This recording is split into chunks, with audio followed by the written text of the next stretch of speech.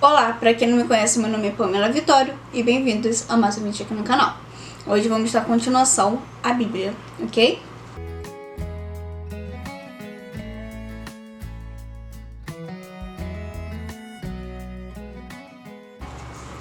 Toda segunda-feira a gente vai se encontrar para a leitura da Bíblia. Se você não assistiu o primeiro vídeo, vai lá, porque é uma continuação, ok? O começo de tudo, uma casinha pobre, a casa da defesa da vida dos pobres. Para compreender como nasceu a Bíblia, temos de voltar até 1300 a.C., mais de 3.300 anos atrás, na casa de Canaã. Nessa época, nessas regiões, a grande maioria do povo vivia nas planícies férteis em torno de centros urbanos. Pequenas cidades-estado cercadas por muralhas e estava submetida ao domínio dos reis cananeus e do faraó do Egito. Entretanto, havia também um contingente menor de pessoas habitando nas regiões montanhosas de Canaã, Hebrom, Betel e Siquém, e no deserto ao sul de Judá, Bersabeia.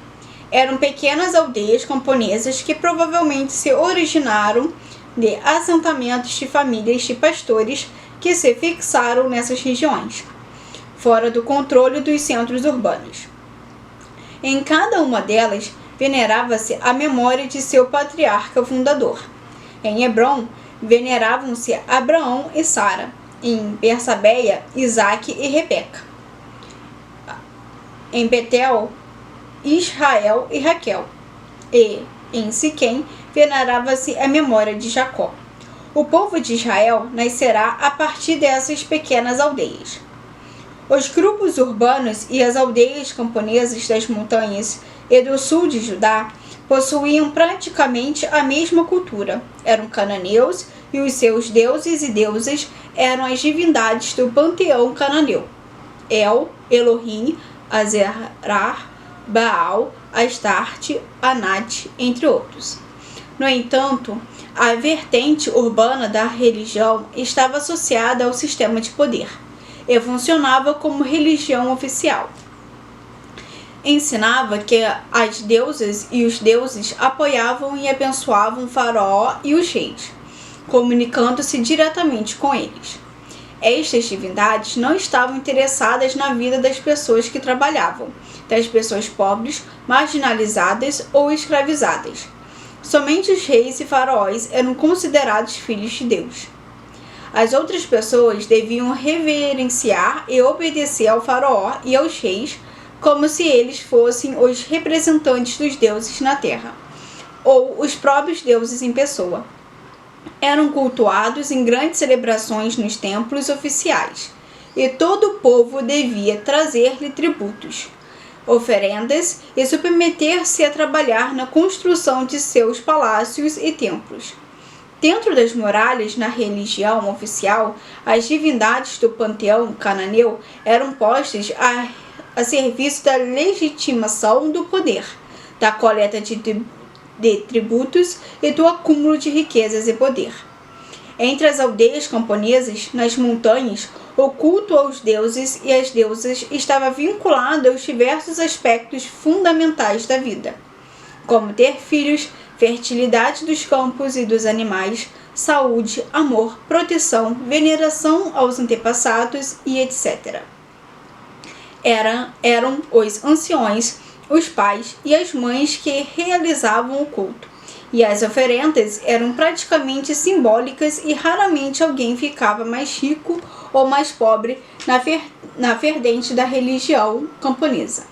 Era uma religião geralmente centrada na defesa e na promoção da vida, da identidade e das instituições que possibilitavam a vida nas condições ambientais das aldeias. Tudo isso, no entanto, se dava no contexto de uma sociedade patriarcal. Na política e na religião, as mulheres tinham alguns espaços importantes, tanto nas cidades como nas vilas camponesas. Porém, quase sempre esses espaços e as próprias mulheres estavam subordinadas ao controle dos homens. A crise dos centros urbanos, a partir de 1200 a.C., causada por vários fatores, entre os quais a invasão dos povos do mar e o processo de resistência ao sistema de dominação das cidades-estado, fazem com que os grupos de pastores, camponeses e gente marginalizada, arpiros de Canaã, e pessoas escravizadas no Egito encontrem nessas aldeias a possibilidade de viver longe da dura opressão imposta a eles pelos reis cananeus e pelo faraó. Essas pessoas vão aumentar as populações de Hebrom, Bersabeia, Betel e Siquém. Possivelmente, a partir de Betel e Siquém, formam-se as tribos de Benjamim, Efraim e Manassés. E a partir de Hebrom, origina-se a tribo de Judá, que mais tarde englobará a Bersabeia. Este é o núcleo inicial de Israel, que se forma nas montanhas centrais da Palestina. Nesse processo, algum povo deve ter trazido o culto a Javé para dentro das aldeias e tribos de Israel. Javé parece ser uma divindade que veio de fora de Canaã. Javé será integrado ao panteão das tribos e aldeias camponesas, possivelmente como o deus dos guerreiros e da guerra. Mas nas tribos e aldeias, estes guerreiros travam apenas guerras defensivas contra saqueadores. Seu culto acontecia no momento em que os camponeses necessitavam transformar seus instrumentos de trabalho em armas. Seu culto acontecia no momento em que os camponeses necessitavam transformar seus instrumentos de trabalho em armas e formar linhas de guerreiros para defender a vida de suas famílias, suas colheitas, suas terras e sua liberdade. As tribos de Israel, com mentes e corpos marcados pelas estruturas opressoras cananeias e egípcias, visando eliminar as grandes desigualdades sociais que haviam sofrido, vão desenvolver seus laços de solidariedade e princípios éticos, procurando constituir sociedades sem concentração de terras, de poder e de riqueza.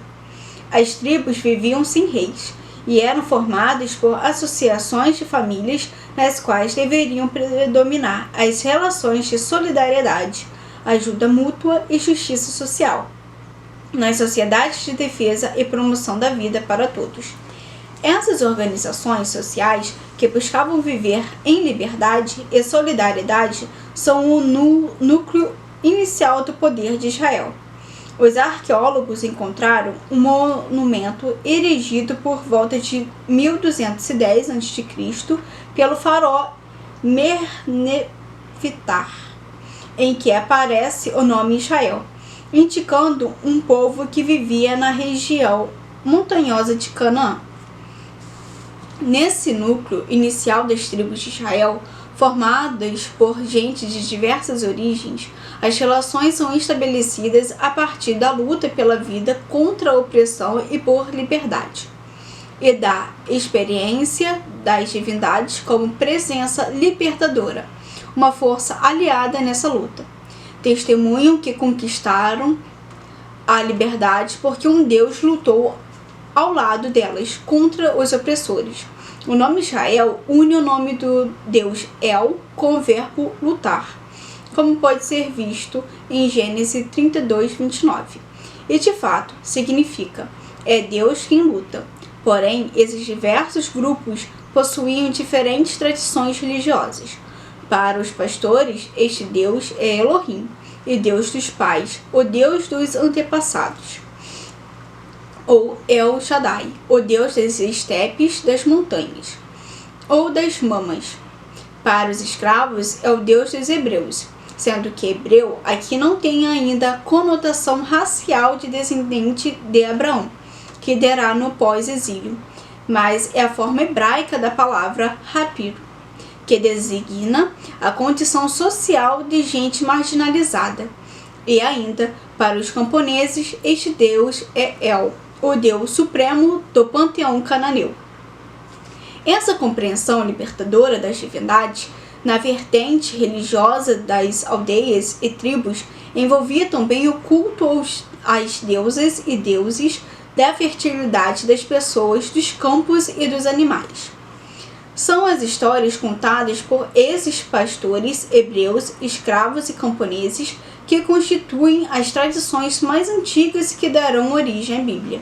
São elas que formam a base do livro do Gênesis e o cerne mais profundo do livro do Êxodo. Assim, por detrás da história que conhecemos como o Êxodo, na verdade, existem várias experiências de libertação.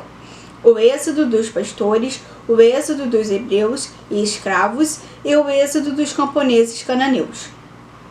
O povo de Israel e o centro de sua fé brotam dessas diversas experiências de libertação. Porém, hoje essas histórias aparecem na Bíblia, sintetizadas na grande narrativa do Êxodo.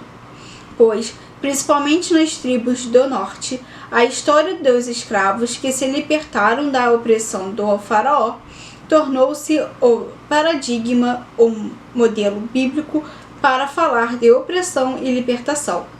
A história do grupo de Moisés acabou sobrepondo-se a outras, talvez pelo caráter especular da vitória do grupo de pessoas escravizadas, que enfrentou face a face as forças do faraó e conseguiu libertar-se do coração do império opressor.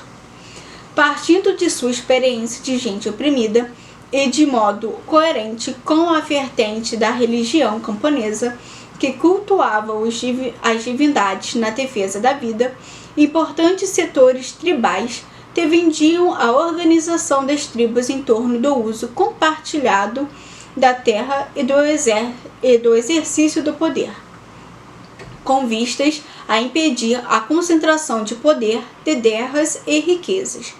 Em várias tribos, essa organização era patrocinada por Jafé. Por uns 200 anos, entre 1250 e 1050 a.C., a defesa da vida do povo oprimido é a casa simples, porém forte, que dá origem a tudo. Ela é, portanto, o fundamento, o coração e a raiz mais sagrada de toda a Bíblia. É assim que surge Israel, e é aqui também que começa a história da Bíblia. Começa com experiências vividas, celebradas em cultos e transformadas em narrativas, contadas pelos avós, pais e mães para filhos e filhas, netas e netos. Os textos escritos virão somente mais tarde, já no contexto da monarquia, com a primeira das grandes reformas pelas quais a casinha passará. Por hoje é só. Encontro vocês na próxima segunda-feira.